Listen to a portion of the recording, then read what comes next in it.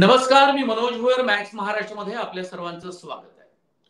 Max महाराष्ट्रानं प्रांतवार, विभागवार लोकसभेच्या निवडणुकीच्या संदर्भात उत्तर महाराष्ट्रापासून सुरुवात केली आणि आता आम्ही मुंबई प्रांतापर्यंत पोहोचलोय.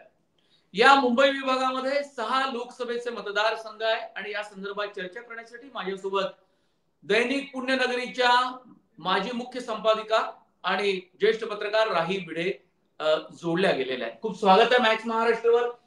मुळात खूप म्हणजे विदर्भापासून सुरुवात केली, पश्चिम महाराष्ट्र, मराठवाडा, सर्वच लोकसभा मतदारसंघातल्या वेगवेगळ्या पक्षांचे उमेदवार जाहीर झालेले नाही.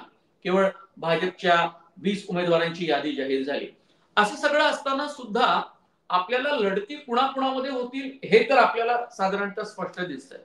आणि तिथले की पॉइंट्स कुठले, मुद्दे कुठले, की फॅक्टर कुठले महत्वाचे घटक आहेत, यावर साधारणतः मॅक्स महाराष्ट्रावर ज्येष्ठ संपादक आणि पत्रकारांसोबत चर्चा सातत्याने सुरू आहे. मुंबईतल्या या 6 लोकसभेच्या जागांवर साधारणतः आपल्याला काय चित्र दिसतंय? म्हणजे भाजपच्या ज्या जागा निश्चित झाल्या त्या सुद्धा मुंबईची जागा केवळ आणि केवळ एक उत्तर मुंबईची पियुष गोयल यांची जागा निश्चित झालेली आहे. नमस्कार. खरं सांगायचं तर आता आपण जे म्हटलेलं आहे की कुणाच्यात लढती होतील त्या फारच कमी दिसत आहेत मला. कारण रोज नवीन नवीन काहीतरी येत आहेत. म्हणजे प्रकाश आंबेडकर येत आहेत की नाही, त्या राज ठाकरेचं काय चाललेलं आहे याची चर्चा जास्त आजकाल होताना दिसतेय. तर त्यामुळे हे लोक खरंच काहीतरी परिणाम घडवू शकतील का ह्याची पण चर्चा आहे. आताच तुम्ही सांगितलं ती पियुष गोयलचं तिकडे, पण उत्तर मुंबईमध्ये उत्तर प्रदेशातल्या लोकांची संख्या जास्त आहे आणि तुम्ही राज ठाकरेंच्या बरोबर ती चर्चा करताय. कसं दिसतं ते?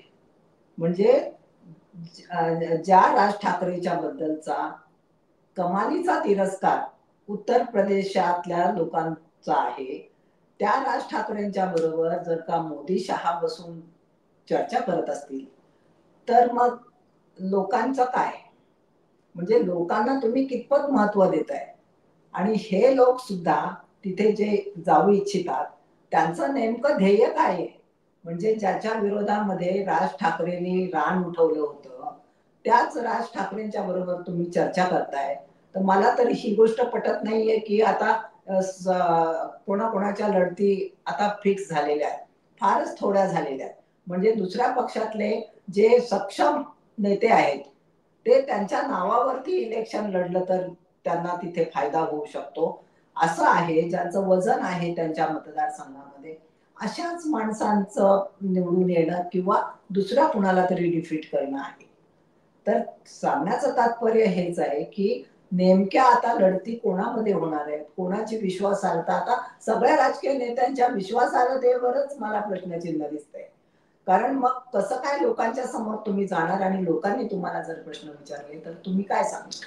यात एक गोष्ट मला प्रामुख्याने नमूद करावीशी वाटते, ती म्हणजे ज्यावेळी शिवसेना पक्ष फुटला, ज्यावेळेला राष्ट्रवादी काँग्रेस पक्ष फुटला, बंड झालं, 2 वेगवेगळे गट निर्माण झाले. हे प्रत्येक या गटाचे नेते, त्यांचे म्हणजे प्रमुख आणि नेते सातत्यानं म्हणत आले की जनतेला आमचा निर्णय पटलेला आहे, आमची भूमिका जनतेला पटलेली आहे, जनता आमच्या बाजूशी आहे, जनता ठरवेल नेमकं काय करायचं. हे जे काही जनता नावाची जी काही गोष्ट आहे, ज्याच्या चरणी अर्पण होऊन म्हणजे नतमस्तक होऊन नेते स्वतःला जे वाटतील ती भूमिका मांडत असतात, मत व्यक्त करत असतात. पण हे सगळं करत असताना जनता मात्र त्यांच्या अग्रस्थानी असते किंवा मध्य ठिकाणी असते. आणि म्हणजे मग त्यावेळी हा प्रश्न निर्माण होतो की उत्तर भारतीयांच्या मनामध्ये राज ठाकरे यांची प्रतिमा काय आहे हे भाजपला पुरतं माहीत असताना सुद्धा अमित शहा यांच्या भेटीला राज ठाकरे जातात. ते नेमक्या कोणत्या गोष्टीमुळे? उद्धव ठाकरेकडे मराठीची मतं जाणार आहेत ती ओढून घेण्यासाठी की आणखी काही कारण असेल? नाही, तेच कारण असू शकतं त्यांच्या. कारण काय, हे पण शिवसैनिक जो तिकडचा नाराज आहे तर त्याला आपल्या बाजूने घेता येईल का? राज ठाकरेचं पहिल्यापासून तेच चाललेलं आहे की हा जो काही नाराज शिवसैनिक आहे तो आपल्या बाजूने आला पाहिजे. पण मला नाही वाटत की शिवसैनिक त्यांच्या बरोबर जाईल. कारण मुंबईतल्या पहिल्यापासून मुंबईमध्ये राहिलेले जे लोक आहेत, मी जन्मापासून मुंबईतच आहे, लोकांची भावना मला माहिती आहे की बाळासाहेब ठाकरेंच्या बद्दल जी भावना होती ती आत्ता कुठे जरा उद्धव ठाकरेंनी जपण्याचा प्रयत्न केलाय असं लोकांना वाटायला लागलंय. राज ठाकरे बद्दल तर अजिबात नाही, कारण राज ठाकरेची मुळात विश्वासार्हताच राहिलेली नाही. त्यामुळे लोक मला तरी वाटतं की उद्धव ठाकरेंना बरीचशी सहानुभूती आहे. मला याचं राज ठाकरेंच्या मनामध्ये नेमकं काय आलं असेल, म्हणजे त्यांना इतकं तर निश्चितपणे माहिती आहे की आपण पहिल्या खेपेस दिल्लीवारी केली ती फारशी कोणाला कळली नाही, दुसऱ्या खेपेस दिल्लीवारी केली ती काही गुप्त गोष्ट राहिलेली नाही, त्यांनी बोलावलं आम्ही भेटायला गेलो इतकंच त्यांनी म्हटलेलं आहे. पण याला ग्रेट भेट असं अमित ठाकरे यांनी एक्स पोस्टवर आपली प्रतिक्रिया व्यक्त करताना म्हटलेलं आहे, ग्रेट भेट. ज्या राज ठाकरे यांनी 2019च्या निवडणुकीमध्ये नरेंद्र मोदी यांच्या विरोधात रान पेटवलं आणि त्याचा थेट फायदा हा महाविकास आघाडीला झाला. त्यावेळी राष्ट्रवादी आणि काँग्रेस हे दोनच पक्ष होते आणि ते एकसंध होते. आताच्या घडीला पूर्ण या 5 वर्षामध्ये परिस्थिती अगदी पूर्ण बदलून गेलेली आहे. अशी सगळी पूर्ण 360 डिग्री मध्ये भूमिका बदलताना महाराष्ट्रातली जनता, खास करून इथली जनता, मुंबई, ठाणे, कल्याण, डोंबिवली, नाशिक आणि पुण्यात जिथे त्यांचा प्रभाव आहे, तिथल्या जनतेच्या मनात काय विचार येत असेल? जनतेला त्यांनी ग्रहित धरू नये, पहिली गोष्ट म्हणजे त्यांनी जे जनतेला ग्रहित धरलेलं आहे तर त्याच्यामुळे त्यांना असा ते स्वतःच दाखवत आहेत. पण लाव रे तो व्हिडिओ असं म्हणणारे राज ठाकरे आता कुठला व्हिडिओ दाखवणार आहेत की काय सांगणार? तो दाखवलेला व्हिडिओ काय चुकीचा होता, खोटा होता, काय सांगणार आहे? म्हणजे तुम्ही जनतेला ग्रहित धरू नका. आणि म्हणूनच इथे जितकं त्यांनी रान पेटवलं तितकी सहानुभूती उद्धव ठाकरेंना मिळते. आता जेव्हा लोकांशी आम्ही बोलतो तेव्हा उद्धव ठाकरेच्या बद्दल खालच्या वर्गामधल्या, मजूर वर्गातल्या, कामगार वर्गातल्या लोकांना सुद्धा, म्हणजे मी बोलले अनेकांशी, तर ते उद्धव ठाकरेंना चांगलं वाटतं. पण लोकांच्या मनाची जी सहानुभूती झाली त्याचं नेमकं कारण काय? त्यांचा पक्ष फुटला म्हणून? पक्ष फुटला आणि राज ठाकरे सारख्या व्यक्तीने एकसारख्या भूमिका बदललेल्या आहेत. तो त्यांच्या भूमिकांचं आता काही जो पूर्वी वाटत होतं की ते फुटून जातील, शिवसैनिक फुटून जातील, आता शिवसैनिक उलट इंटॅक्ट होईल. शिवसैनिक राज ठाकरेकडे आता जाणार नाही.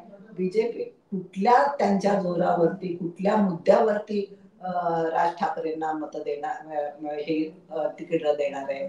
पण मला एक सांगा की शिवसेना, तुम्ही म्हणतात की शिवसैनिक खूप इंटॅक्ट असतात, पण ज्या वेळेला शिवसेना म्हणजे शिंदे गटाची ज्या वेळेला सभा असते किंवा कुठले कार्यक्रम असतात तिथे मुंबईतले शिवसैनिक दिसतात, ते कोणते असतात नेमके? नाही, कसं असतं, आता मुख्यमंत्री आहे आणि ह्या जे कार्यकर्ता असतात किंवा जे शिवसैनिक असतात, मुख्यमंत्र्यांनी सभेला बोलवलंय, त्यांच्या लोकांनी आपल्याला निरोप काढलेले म्हणून ते जातात. पण त्याचं परिवर्तन मतांमध्ये होईल, इतकं अगदी 100% मतांमध्ये होईल असं मला मानता येणार नाही. बरं, मुंबईतला विकास आपण किती झाला? इतकी वर्ष भाजप आणि शिवसेनेची महापालिकेवरती सत्ता होती, पण अनेक गोष्टी अशा होत्या, रस्ते, पाणी, ज्या गोष्टी प्रामुख्याने महानगरपालिकेमध्ये येतात, या ठिकाणी आपल्याला फारसा बदल झालेला दिसला नाही. पण विकासाच्या दृष्टिकोनातून उद्धव ठाकरे यांना यापूर्वीही मतं दिली गेली आणि आताही मतं दिली जातील की भावनेच्या आधारावर, असा माझा थेट प्रश्न आहे. मला असं वाटतं की भावनेच्या आधारावर जास्त दिली जातील यावेळेला, कारण विकासाच्या नावाने तर काय सगळं हेच आहे, विकास तर अजिबात नाही. पण मला वाटतं भावनेच्या आधारावर देतील. मग असं म्हणत असताना आपण मुंबईचा विकास जो दिसतोय आपल्याला, जर आता पूर्वीपेक्षा चांगले रस्ते आपल्याला दिसतात किंवा पाणी पुरवठा असेल, उंच इमारती, गगनचुंबी इमारती आणि त्याला पूरक जे धोरण आहे राज्य सरकारचं, त्याबद्दल तर आपल्याला काही म्हणायचं नाही. आणि रस्त्यावर होणारी वाहतूक कोंडी आपण पाहतोय. बकाल वस्त्या हे कुणालाच आवडता आलं नाही, भले राज ठाकरे झोपड्यांचे फोटो टाकून मोकळे झाले होते काही वर्षांपूर्वी, पण बकाल वस्त्या, त्याचं नियोजन, लोकसंख्या या संदर्भामध्ये ना राज्य सरकार गंभीर आहे, ना मुंबई महानगरपालिका गंभीर आहे, कारण व्होट बँक सगळ्यांसाठी आडवी येते. भाजपसाठी आपल्याला वाटत होतं की व्होट बँक त्यांच्या मध्ये येणार नाही, पण शेवटी प्रत्येक पक्ष व्होट बँकचा विचार करतो. पण या विकास, नवा जो काही विकास आपल्याला दिसतोय, त्यात काही नव्या सरकारचं कॉन्ट्रीब्युशन असं आपल्याला वाटतं? नाही, नव्या सरकारचं काय, ज्या योजना आधीपासून आहेत त्याच योजनांचं काम पुढे चालू आहे. त्यांनी नवीन काय केलेलं आहे? नवीन काहीच केलेलं नाहीये. रस्ते म्हणतात की आमच्यामुळे सुधारले, महानगरपालिकेने, म्हणजे महानगरपालिकेचे तात्पुरते रस्ते असतात, पाऊस आला की आपल्याला समजेल. त्याचं उत्तर रस्त्याचं आता नाही देऊ शकत आपण, पण एक पाऊस येऊन गेल्यानंतर देऊ शकतो. आणि दरवेळेचा अनुभव असा आहे की प्रत्येक वर्षी रस्ते केले जातात आणि प्रत्येक वर्षी पावसाळ्यामध्ये खड्डे पडतात. बघा, दक्षिण मुंबईची जी जागा होती लोकसभेची, त्यावर भाजपचा डोळा होता आणि भाजपने अत्यंत नीट ती जागा आपल्यासाठी सुरक्षित करून घेतली.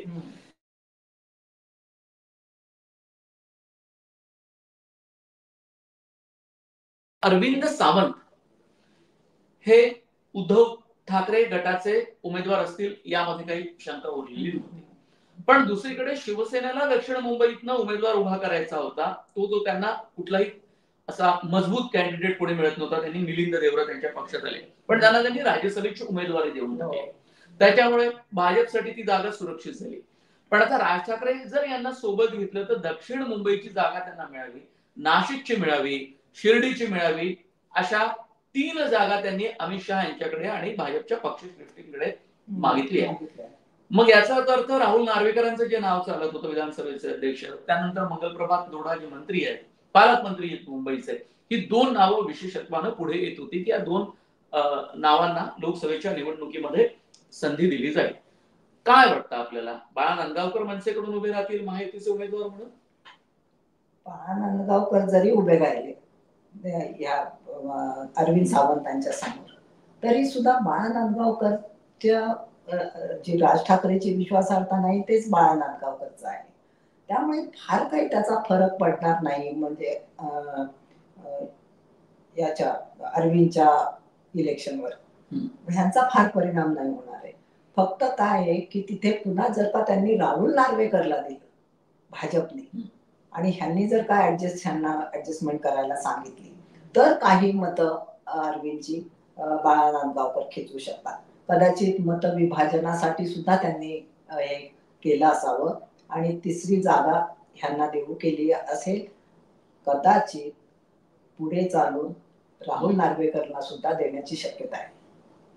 म्हणजे बाळा नांदगावकरला पण देतील आणि राहुल नार्वेकर यांना देतील, आणि जी मराठी मतं आहेत ती बाळा नांदगावकरांच्या निमित्तानं त्याचं डिव्हिजन होईल. काहीही होऊ शकतं. आता दुसरी जागा जी आहे ती आहे दक्षिण मध्य मुंबईची, जिथे राहुल शेवाळे यांची उमेदवारी निश्चित आहे. राहुल शेवाळे वर्सेस उद्धव ठाकरे गटाकडनं अनिल देसाई यांचं नाव पुढे येत आहे. तेही नाव जवळपास निश्चित झालं. दुसरा कुठला महत्वाचा उमेदवार आता तरी उद्धव ठाकरे यांच्याकडे. आता जनसंपर्क राहुल शेवाळे यांचा दिसतो, कारण ते 2दा खासदार होते. अनिल देसाई हे तसे आतल्या गोटातल्या आणि राज्यसभेची उमेदवारी सुद्धा त्यांची संपलेली आहे. इथलं पिक्चर राजकीय, इथलं चित्र काय असू शकेल? राहुल शेवाळ्यांना वातावरण अनुकूल आहेच आहे तसं पहिल्यापासून तिथलं, कारण त्यांनी मतदारसंघाला जास्तीत जास्त वेळ दिलेला आहे आणि त्यामुळे त्यांच्याबद्दलची एक आपुलकी तिथे निर्माण झालेली आहे. पण कसं आहे की जसा माहोल होत जातो पुढे पुढे, तर 2 वेळेला तुम्ही खासदार झालेले की मग त्याबद्दलची अँटी इन्कम्बन्सी तयार होऊ शकते आणि तशी अँटी इन्कम्बन्सी झाली तर त्याचा फायदा शिवसेनेचे लोक घेऊ शकतात. आता हे एकनाथ शिंदेकडे आहेत ना, तर मग ह्या शिवसेनेला त्या सहानुभूती मिळू शकते असं मला वाटतं. खरं म्हणजे ना, आता ह्या सहानुभूतीच्या जोरावर मला मुद्दाम सांगावंसं वाटतंय की एकंदर सिनेरिओ जर आपण बघितला तर काँग्रेस आणि शिवसेना हे 2 पक्ष असे आहेत की त्यांच्या बाजूने लोकांचा कल व्हायला लागलेला आहे आणि त्या उद्धव ठाकरेंच्या सभा पण काय जोरात सभा होत आहेत जिकडे तिकडे. आता विदर्भामध्ये झाल्या, सगळीकडे.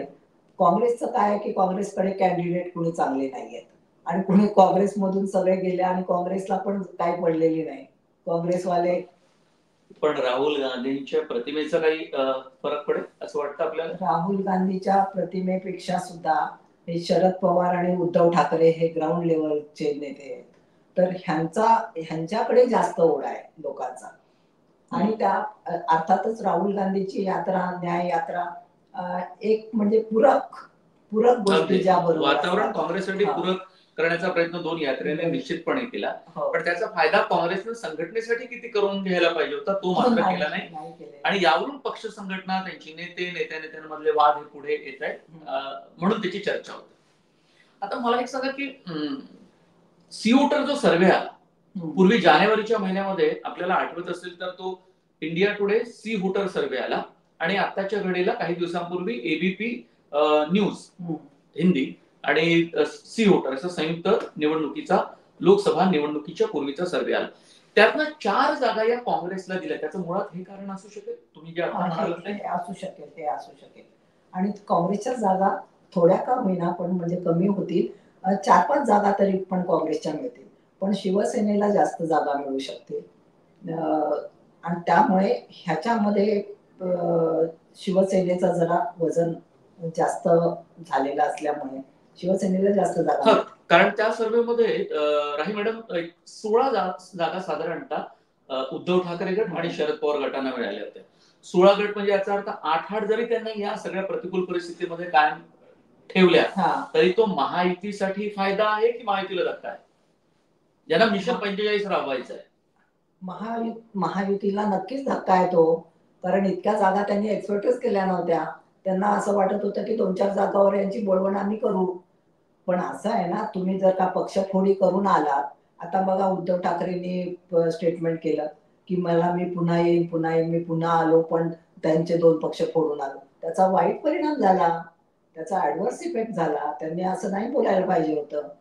तर ते बोलल्यामुळे लोकांना वाटतं हे फोडाफोडीचं, जोडाजोडीचंच राजकारण करतायत का? पण म्हणजे यांनी केलं, पण प्रत्यक्ष स्वतः त्याची कबुली देणं आणि जाहीर कार्यक्रमातून बोलणं काय असेल साधारणतः? महाराष्ट्राच्या राजकारणातले शरद पवारांतर चाणक्य असं संबोधलं जातं उद्धव ठाकरे यांना, देवेंद्र फडणवीस यांना. त्यांना नसेल कळलं का की हे आपण चुकीचं बोलतोय किंवा याचा परिणाम लोकांवर होतील, की बोलण्याच्या ओघात बोलून गेले? बोलण्याच्या ओघातच बोलून गेलेले दिसतात ते. नाहीतर असं कोण म्हणेल की मी फोडून आलोय म्हणून, हे पक्ष ह्यांचे पक्ष फोडून आलोय असं कोण म्हणेल? मतदारांवर परिणाम नाही होत का की हे स्वतःच सांगतात की आम्ही पक्ष फोडतोय म्हणून? हे चुकीचंच झालं असं मला वाटतं. आता आपण कुठली एक महत्वाची जागा, मुंबईतल्या सर्वच जागा अत्यंत महत्वाच्या असतात आणि सर्वच जागांवरती चर्चा होते. गोपाल शेट्टी यांचं तिकीट कापून पियुष गोयल यांना राज्यसभेमध्ये उमेदवारी करणाऱ्या एका नेत्याला, जो अनिल देसाई, कोटरी मध्ये वावरणारे जे नेते मंडळी असतात, मंत्री असतातच अर्थात ते, पण एक विशिष्ट कोटरीमध्ये काम करणारे लोक असतात, किंवा ते ट्रेझरर होते, त्यांचे वडील होते ट्रेझरर. काय म्हणजे हा निर्णय भाजपच्या कार्यकर्त्यांना, तिथल्या भाजपच्या वोटर्सला पटला असेल? मला नाही वाटत, कारण गोपाल शेट्टी आम्ही पहिल्यापासून बघतोय ते ग्राउंड लेवलचे कार्यकर्ते आहेत. महानगरपालिकेपासून ते कायम लोकांमध्ये असतात. त्यामुळे त्यांच्या कार्यकर्त्यांना, एकूणच तिथल्या बीजेपी कार्यकर्त्यांना ह्यांचा हा निर्णय फार काही आवडला असेल असं मला वाटत नाही. पण खूप आउटस्पोकन खासदार म्हणून, भाजपचे नेते म्हणून गोपाळ शेट्टी यांची गेल्या 5 वर्षांमध्ये ओळख होती. म्हणजे भाजपमधल्या पण काही गोष्टींवरती, म्हणजे ज्या त्यांना चुकीच्या वाटायच्या त्या ते स्पष्टपणे बोलायच्या. हे भाजप सृष्टींना आवडलं नसेल. नक्कीच आवडलंच नसणार. आणि दुसरं कसं आहे माहितीये का, की त्यांचे उत्तर मुंबई त्यांचा मतदारसंघ आहे, आणि त्यामुळे हे जे काही राज ठाकरेंचं हाणामाऱ्याचं प्रकरण आहे उत्तर भारतीयांच्या बरोबर, तर त्याचा परिणाम तिथे होणार नाही का? आता नक्कीच होईल.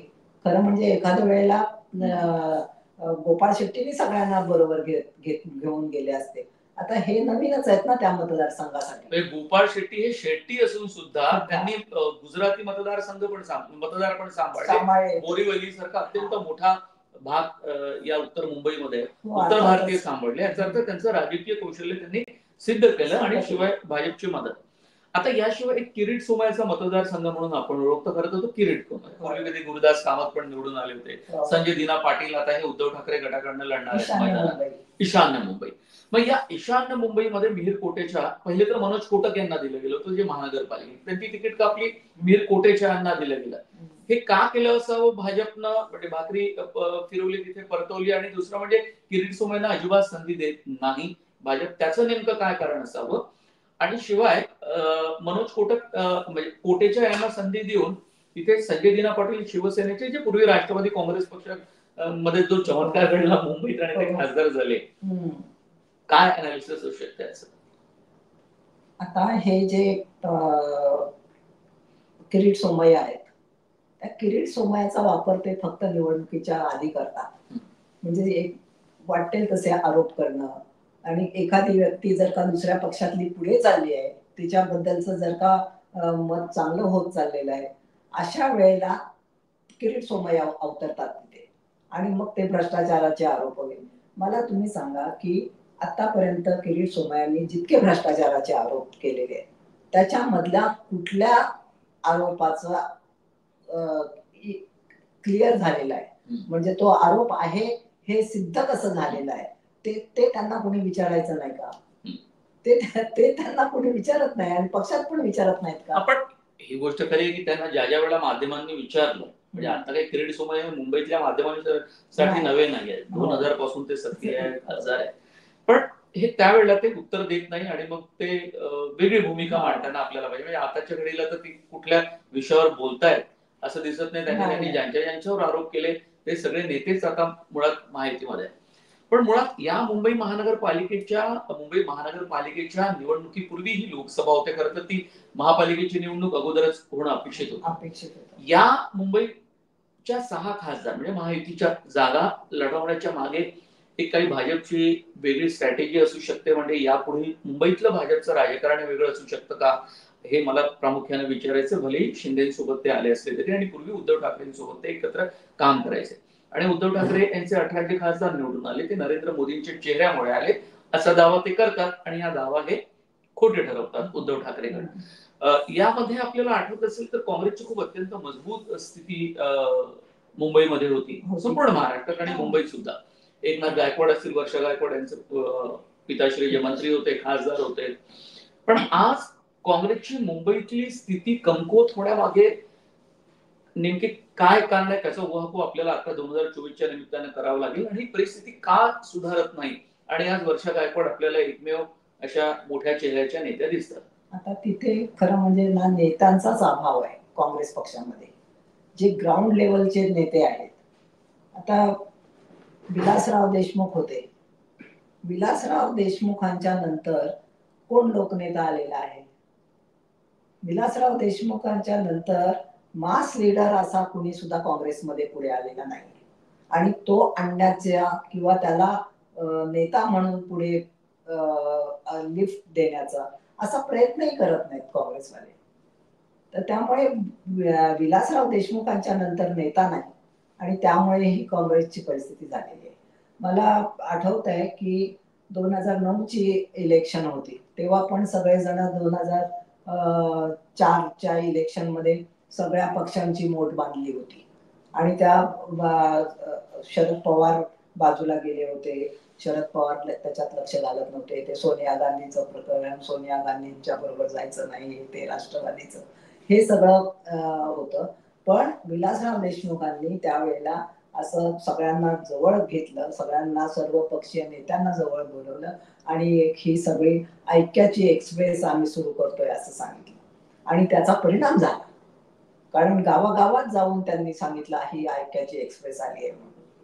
आणि म्हणजे काय की मास लीडर लागतो कोणतरी. आता शरद पवार आहेत त्यांच्या पक्षाच्यासाठी, आणि काँग्रेससाठी सुद्धा त्यांचा उपयोग होऊ शकतो. तर अशा पद्धतीने आता शरद पवार आहेत आणि बाकीचे काँग्रेसमधले आहेत बरोबर येतात, तर राहुल गांधी आहेत, त्यांचा पण मॉरल सपोर्ट इथे आहेच आहे. एक जागा आणखी उरली ती म्हणजे धाकधूक पूनम महाजन यांना वाटत असेल की आपलं नाव घोषित न करण्यामागे काय कारण असेल. मुळात एक विनोद तावडेंची चर्चा होती उत्तर मुंबईमधनं, तिथे पियुष गोयल यांना उभे करून तो मुद्दा त्यांनी सोडवलेला आहे तुर्तास. दुसरा एक मुद्दा असा आहे की आशिष शेलार यांना पूनम महाजन यांच्या जागी उभं केलं जाईल का, अशी एक शक्यता वर्तवली जाते. ज्या जागा मुळात म्हणजे आता 20 ज्या जागा घोषित केल्या भाजपनं, त्यातून असं स्पष्ट दिसतं की जुन्या चेहऱ्यांना त्यांना बदलायचं नाहीये, हा संदेश त्यांनी दिला. कारण सुभाष भामरे जे संरक्षण राज्यमंत्री होते केंद्रीय, त्यांना सुद्धा तिकीट दिलं. खरं तर ते नाव तर चर्चेतच नाही, आणि मंत्री झाले त्यावेळेला मोठा आश्चर्याचा धक्का बसला होता.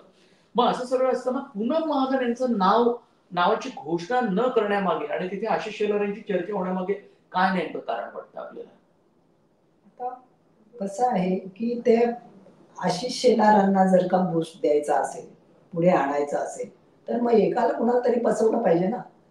आणि पुन्हा महाजनच्या बद्दल तसं फार खूप चांगलं ते काहीतरी कार्य झालेलं आहे तिथे. आणि सगळ्यांमध्ये आपण तरी कधी नावं वाचली का की काय मोठा कार्यक्रम केलाय, कुठे काय केलंय. त्यांनी ते कामाचं सुद्धा मूल्यमापन केलेलं असेल ना त्या बाबतीत. बरोबर. असं थोडं लो प्रोफाईल पॉलिटिशियन्स वाटले या हा. येत्या काळात. आता हा, तेच 10 वर्ष ना. झाले त्यांना खासदार म्हणून, हा, तेच ना. आणि 10 वर्षाचा खासदारकीचा काळ हा कोणत्याही नेत्यांच्या राजकीय जीवनामध्ये अत्यंत महत्वाचा महत्वाचाच असतो. आता पहा, सुप्रिया सुळेंचं पार्लमेंटचं अस्तित्व अधोरेखित झालेलं आहे. तसं पूनम महाजनचं झालंय का? म्हणजे असं कुठला तरी आपल्या मुंबई शहराच्या साठी, अर्थातच तिथे गेल्यानंतर मुंबई शहरासाठी, महाराष्ट्रासाठीच बोलायला पाहिजे. तर असे काही प्रश्न मांडलेत का? काय कार्य अहवाल आहे? लोकांच्या समोर काही आलेलं नाहीये ना. इथे काही आलेलं नाही तर तिथे काय येणार आहे? आणि आशिष शेलारांची मदत आमदार या नात्यानं त्यांना वेगवेगळ्या कार्यक्रमात, उपक्रमात झालेली. मुंबईचे अध्यक्षच केलं ना. सो राही मॅडम, आता एक साधारणतः की फॅक्टर्स पॉलिटिकल आपण पुन्हा एकदा उजळणी करूया. एक महत्वाचे राजकीय मुद्दे कुठले असतील तर एक, 2 शिवसेनेमध्ये बंड झालं म्हणजे शिवसेनेची शक्ल झाली, तर सहानुभूती तुम्ही म्हणताय की उद्धव ठाकरे यांच्या बाजूने जास्त आहे. आणि जिथे राहुल शेवाळे यांचा जनसंपर्क मोठा असल्यामुळे त्या मतदारसंघात गणित कदाचित वेगळं होऊ शकेल. सहानुभूती असली तर कदाचित पूर्ण लाटेमध्ये अनिल देसाई निवडून येण्याची शक्यता जास्त आहे. पण लोकांनी त्यांच्या कामाचा जर विचार केला तुलनात्मक दृष्ट्या, तर राहुल शेवाळे यांचं पारडं आपल्याला जड दिसतं. मराठी माणूस आणि उत्तर भारतीय हा एक अत्यंत महत्वाचा मुद्दा आहे. राज ठाकरे महायुती सोबत आले, जी शक्यता जास्त वाटते, तर उत्तर भारतीयांची मतं ही भाजपपासून दुरावण्याची शक्यता, असं तुमचं म्हणणं आहे. याशिवाय मुंबईचा विकास जर लक्षात घेतला तर तो एक महत्वाचा मुद्दा ठरू शकेल. जातीय समीकरण तशी मुंबईमध्ये फारशी नाही, जी इतर म्हणजे आता एखाद्या वेळेला वर्धा लोकसभा मतदारसंघ आपण जर घेतला, कुणबी आणि तेली याशिवाय दुसरा कोणताही उमेदवार निवडून येत नाही. कम्युनिस्ट पक्षाचे खासदार रामचंद्र घंगारे निवडून आले, तो एक अपवाद होता आपल्याला. वसंत साठेंना त्यांनी हरवलं होतं. पण मुंबईमध्ये जातीपाती मराठी टप्पा एक महत्वाचा तुम्हाला मुद्दा वाटतो आणि तो मोठ्या प्रमाणात आहे, जरी तो विस्थापित झाला असला दुसऱ्या. बरं, आजूबाजूच्या जर भागावरती पण मुंबईतल्या वातावरणाचा परिणाम होतो. म्हणजे ठाण्यातली जागा तिथे आता भाजप चढवळ आहे. कल्याण डोंबिवलीमध्ये भाजपला काय इंटरेस्ट असावं? तिथे तर मुख्यमंत्र्यांचे पुत्र आणि 2 वेळा खासदार होते डॉक्टर श्रीकांत शिंदे, ते आहेतच. आणि त्यांच्या कामाबद्दल भाजप समाधानी आहे किंवा नाही माहिती नाही. ह्याच्यामध्ये मला तर असं एकंदरीत भाजपचं दिसतंय, कारण भाजपच्या सोबत जे जे लोक येतात त्यांची उपयोगिता संपली की त्यांना बाजूला सारलं जातं. आणि मला आश्चर्य नाही वाटणार की एकनाथ शिंदेना पण एखाद दिवशी बाजूला काढतील. म्हणजे त्यांचं ते 100% म्हणजे त्यांना 100 म्हणजे 100% भाजपच पाहिजे सगळीकडे. म्हणजे त्यांचं ध्येयच ते आहे की भाजप हिंदुत्व म्हणजे आपल्या धर्माच्या नावाने राजकारण करण्याचं त्यांचं जे सूत्र आहे, त्यानुसार त्यांना संबंध भारत देश हा हिंदुत्ववादी झाला पाहिजे, हिंदुत्वाच्या याने एकत्र जोडला गेला पाहिजे. हे त्यांची पूर्वापार आलेली त्यांची ते आयडिओलॉजीच आहे, विचारसरणीच त्यांची आहे. त्यामुळे ते दुसऱ्या कुणाचा, आता शिवसेनेचं केलं ना त्यांना बरोबर घेतलं आणि बाजूला केलं ना. त्या एकदम सगळं ठरवून केलं. उद्धव ठाकरे जे पोटतिडकीने सांगतायत की मला प्रॉमिस केलं होतं आणि केलं नाही, आणि त्यांचं नाही, हे खोटं बोलतात. आता मुंबईतल्या ज्या विकास कामांचा झपाटा या सरकारनं लावला होता, आणि नरेंद्र मोदी अनेक वेळा मुंबईत आले, देशाचे पंतप्रधान, पण काही महत्वाच्या गोष्टीसाठी, खास करून जिथे ट्रान्सपोर्ट असेल, जिथे आपण म्हणतो दळणवळणाची साधनं अधिक मजबूत करण्यासाठी म्हणून जे काही प्रकल्प आखले, किंवा त्यावर अंमलबजावणी करत त्याची पूर्तता केली काही अंशी. म्हणजे एक पार्ट जरी पुण्याचा पूर्ण झाला मेट्रोचा तरी ते उद्घाटन करत होते. किंवा नवी मुंबईचा मेट्रोचा प्रकल्प रेंगाळला होता, त्यांच्या उद्घाटनासाठी त्याची सुरुवात सुद्धा झाली नाही. मुंबईत तर ते अनेकदा येऊन गेले बीकेसी. याचा परिणाम लोकसभेच्या निवडणुकीवरती कितपत होईल? मला नाही वाटत फार काय होईल, कारण लोकांच्या ते लक्षात आलेलं आहे की हे ह्यांचाच वर्चस्व सगळीकडे त्यांना हवा आहे आणि हळूहळू करून त्यांच्या बरोबर आलेल्या लोकांना बाजूला करायचं म्हणजे हे त्यांची एक व्यूहनीतीच आहे पक्ष पुढे नेण्यासाठी. पण विकास जर ते नेटवर्क जर त्यांनी विस्तारलं मेट्रोनी, देवेंद्र फडणवीस हे जरा त्या बाबतीत आणखी दूरदृष्टी ठेवून असतात म्हणा, किंवा असं म्हटलं जातं, म्हणजे आपली बाजू त्यात काही पत्रकार म्हणून नाही, पण भाजपकडून देवेंद्र फडणवीसांकडून हे सांगितलं जातं. आणि मेट्रोचं जे जाळं अधिक गतीनं विणलं गेलं मुंबईमध्ये, त्याचा फायदा हा मुंबईकरांना जर होत असेल तर ते या विकासाच्या मुद्द्यावर मत नाही देणार भाजपला. हा मध्यम वर्ग देईल, पण बाकीचे कुठून देतील? मध्यम वर्गाचा वर तर त्यांचं सगळी भिस्त असते आणि जे काही विकासाचं जास्त आपल्याला दिसत आहे ते मध्यम वर्गासाठी जास्त आहे, गरीब नाही. खूप धन्यवाद राही मॅडम. या निमित्तानं मुंबईतले की फॅक्टर्स, मुंबईतल्या मुख्य लढती, त्याच्या मागचं गणित नेमकं पक्षाचं काय, धोरण काय आहे आणि राज ठाकरे यांना सोबत घेण्यामागचा भाजपचा विचार नेमका काय असू शकतो आणि तो कितपत त्यांना ते उद्देश तो साध्य करता येईल. आणि यामुळे एक मुद्दा राहून गेला की राज ठाकरे महायुतीमध्ये जर नवा भिडू आला, त्यांची एंट्री झाली महायुतीमध्ये, तर स्वाभाविकपणे एकनाथ शिंदे यांचा गट सुद्धा अस्वस्थ झालेला आहे. त्याचं मुळात कारण आहे की दोघांचा मतदार जो आहे तो एक आहे आणि त्यांना समजा नाशिकची जागा हवी असेल तर स्वाभाविकता हेमंत गोडसे यांना लढवता येणार नाही, मग ते कुठेतरी दुसऱ्या पक्षात जातील. ह्याही गोष्टी आता होत आहेत आणि शरद पवारांना जे लोक भेटतायत त्यांची राजकीय महत्वाकांक्षा म्हणून ते भेटतायत आणि ती जर पूर्ण करण्यासाठी आताच्या घडीला जर महाविकास आघाडीला ही योग्य स्थिती वाटत असेल तर कदाचित लाटेमध्ये वेगळी राजकीय गणित सुद्धा जन्माला येऊ शकतात आणि एक जागा शिर्डीची मागितली ती सुद्धा एकनाथ शिंदेची.